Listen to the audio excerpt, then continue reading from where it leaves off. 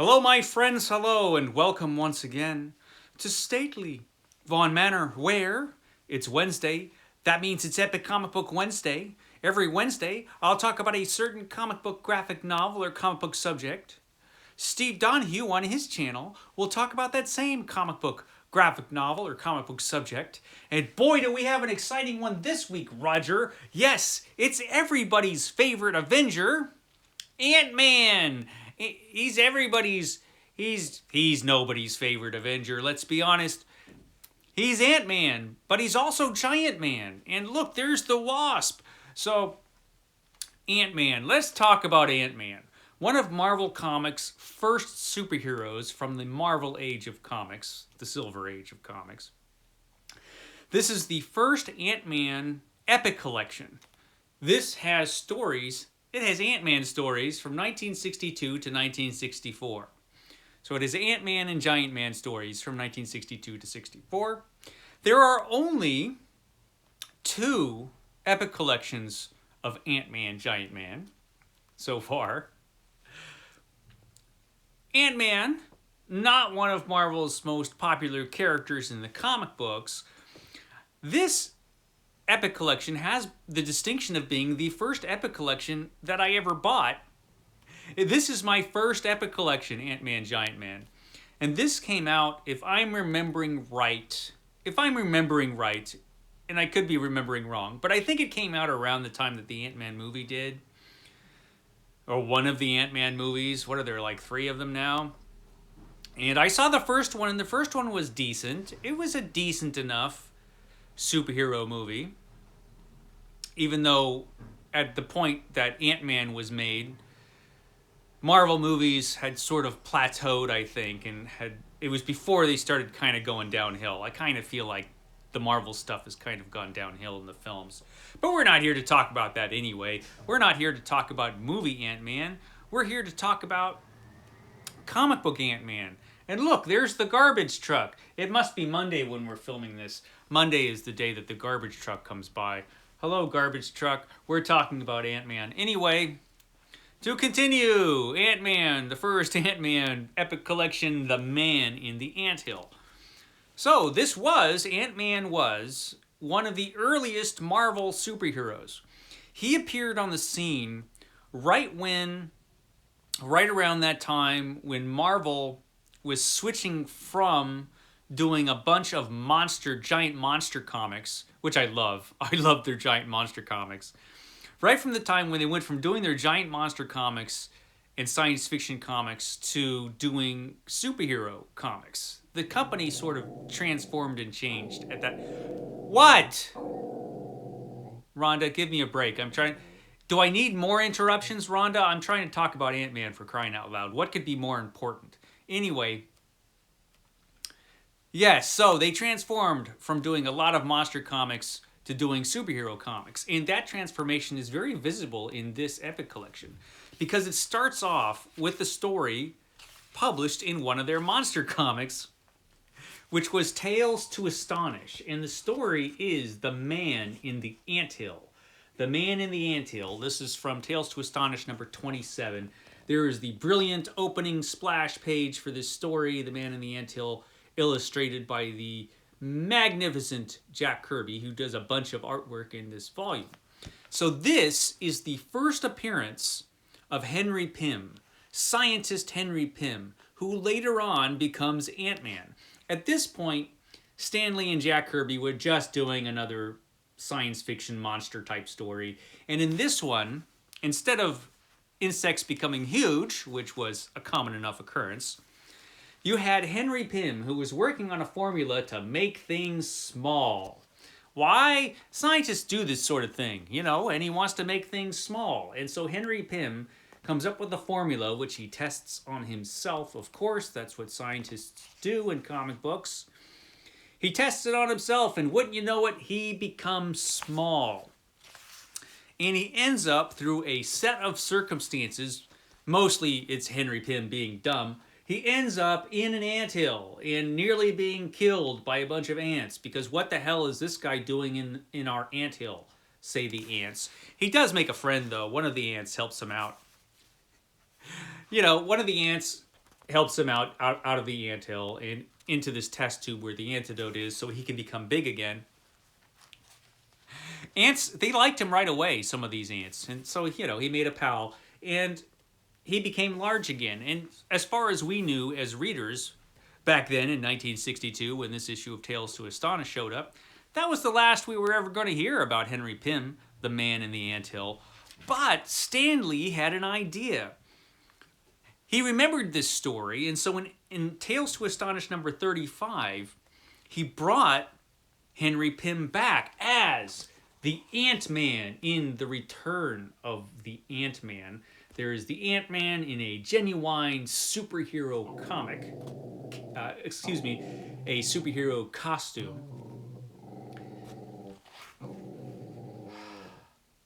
Rhonda, shut up. Anyway, are you going to listen to me? She's not going to listen to me. She never does. I don't know why I let you live in my house. Unless she's letting me live in her house. Who knows? They could go either way.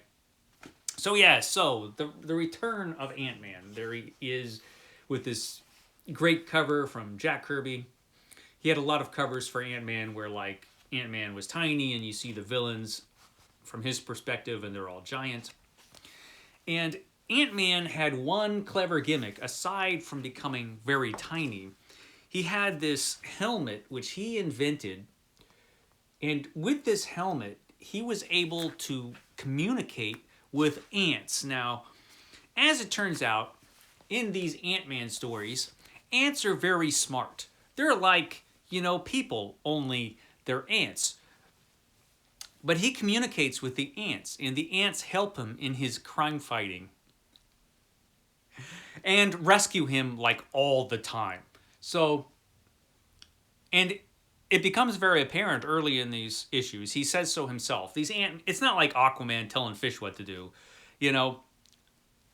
The ants basically are helping him out of the kindness of their ant hearts. He doesn't control them. They're not his slaves or servants or whatever. Basically, the ants help him out, out of niceness. Because they feel sorry for Ant-Man. Because he's the lamest Marvel superhero ever to appear in the early years of Marvel Comics. Probably. I will explain. So, Ant-Man. Here's the thing. Ant-Man turns little. That's his whole thing. He becomes small. And he's very popular with, unlike Spider-Man, that everybody, hates and fears, and like the X-Men, everybody's afraid of the X-Men. People love Ant-Man. Like, whenever Ant-Man shows up, people are like, look, there's Ant, yay, it's Ant-Man. We all love Ant-Man. He's the best. Why was he the best? Who knows? But people loved Ant-Man. And they're like, oh man, we're in such trouble. Oh, here's Ant-Man, the tiniest person in the world. He'll help us out. Man, thank goodness Ant-Man's here. And this is the whole thing. So Ant-Man has a whole series of early adventures when he's going up against really lame villains, and one great villain, the Scarlet Beetle. The Scarlet Beetle has to be one of the greatest villains ever to show up in a Marvel comic book.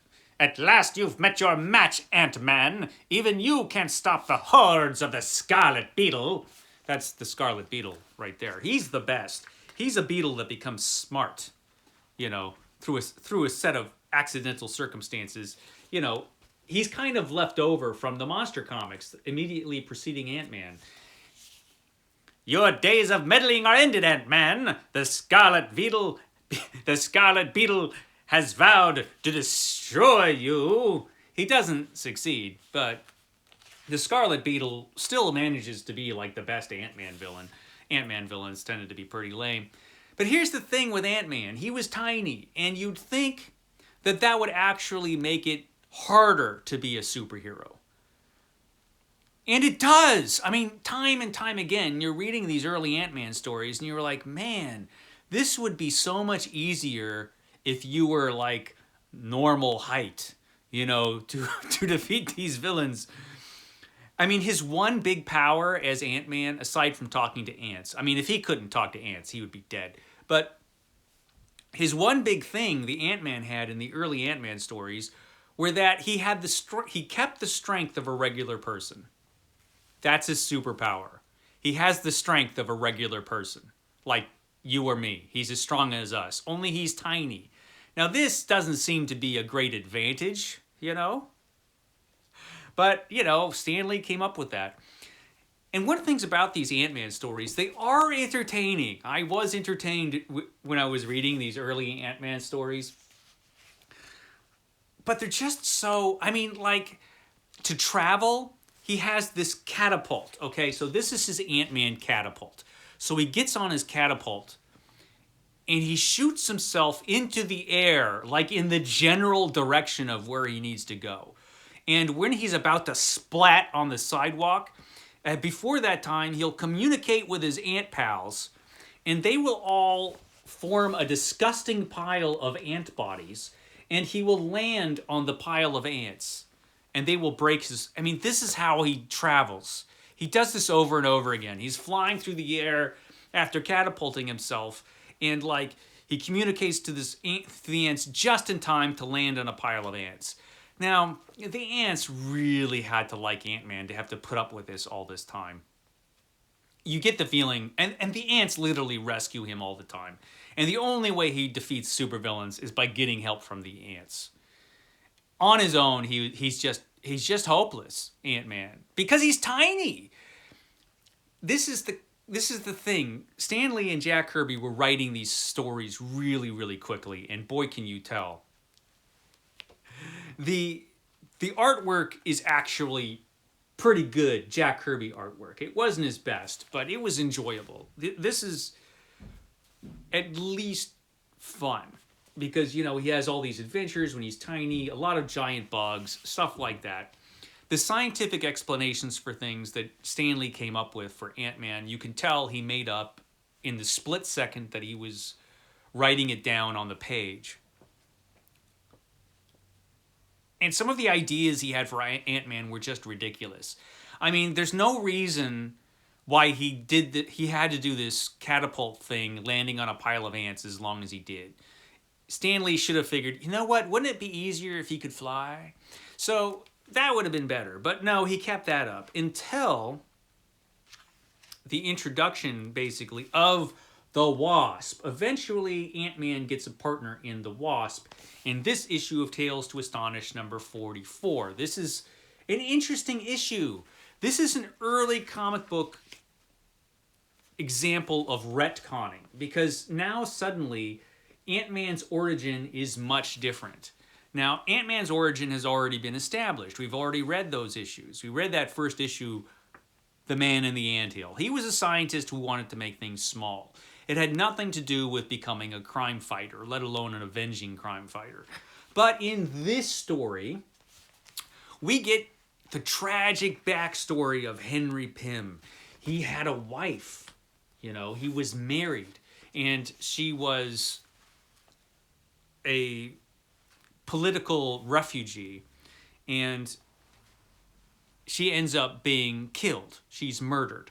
And this leaves Henry Pym bitter and angry.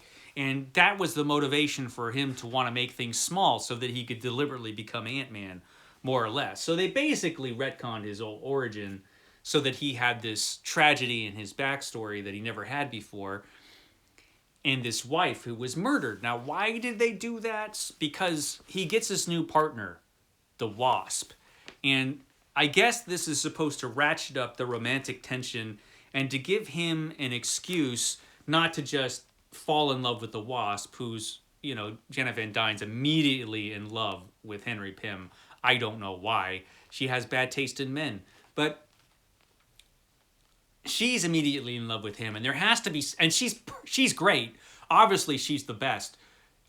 So why isn't he in love with her? Well, because of this tragic backstory. He can't allow himself to be in love with the Wasp, but he's perfectly happy to make her his partner in crime fighting because she also has a reason to become the Wasp, which you'll find out in this story, when her father is killed and they have to go against this giant Lovecraftian monster. He's described as kind of being this horrific Lovecraftian creature, although he looks just like most monsters you'd see in a Marvel comic book from back in these early 60s days.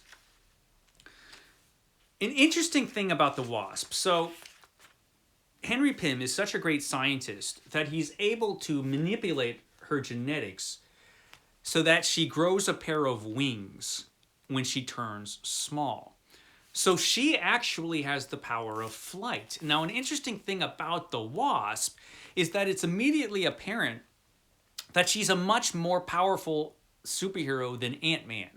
And she's frankly got a better power set. She could fly under her own power. She doesn't need a catapult. She doesn't need to land in a pile of ants. She can fly. And she has the Wasp stings, right? So she could, get people with her Wasp stings.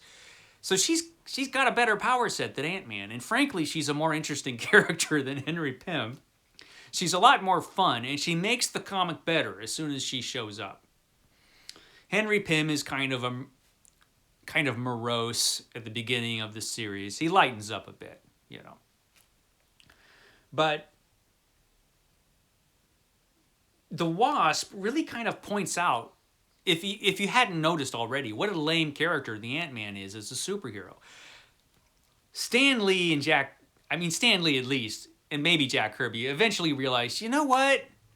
Ant-Man is kind of lame. And he's hard to write stories for if you're Stan Lee. Stan Lee could write great superhero stories for certain characters, but Ant-Man was a tough one for him.